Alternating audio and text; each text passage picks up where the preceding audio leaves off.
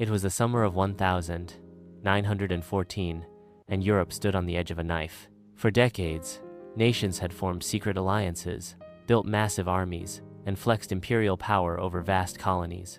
But underneath the glitter of empires, old rivalries burned. The assassination of Archduke Franz Ferdinand of Austria-Hungary by Gavrilo Princip, a 19-year-old Bosnian Serb nationalist, was the match that lit the fire. On June 28, 1914, in the city of Sarajevo, Princip fired the fatal shots that would pull the world into chaos. Austria-Hungary, backed by its powerful ally Germany, blamed Serbia for the murder. When Serbia refused to bow entirely to Austrian demands, war was declared. Russia, protector of Serbia, and seeking influence in the Balkans, began mobilizing. Germany responded with a declaration of war on Russia, and within days, the web of alliances tightened like a noose. Germany declared war on France and executed the Schlieffen Plan, a strategy that involved invading France through neutral Belgium. Britain, outraged by the violation of Belgian neutrality and fearful of German power on the continent, declared war on Germany.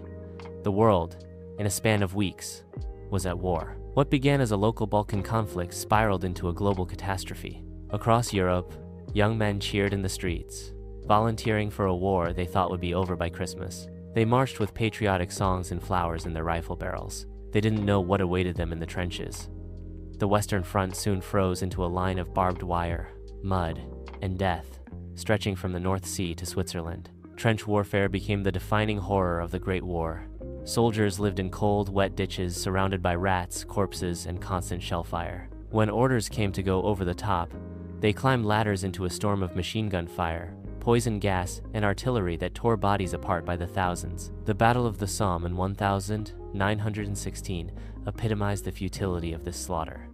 On the first day alone, the British Army suffered nearly 0 casualties. For months, the Allies and Germans traded ground measured in meters, paid for with rivers of blood. On the Eastern Front, vast Russian armies clashed with Germany and Austria-Hungary in battles that cost millions of lives. Russia suffered terrible defeats, but its sheer size kept the front alive.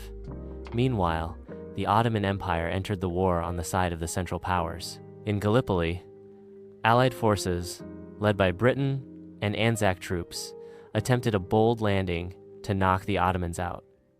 It ended in disaster. The Middle Eastern theater brought new dimensions to the war guerrilla campaigns, desert warfare, and the legendary exploits of figures like T.E. Lawrence of Arabia. In Africa and Asia, colonial powers dragged their empires into the war.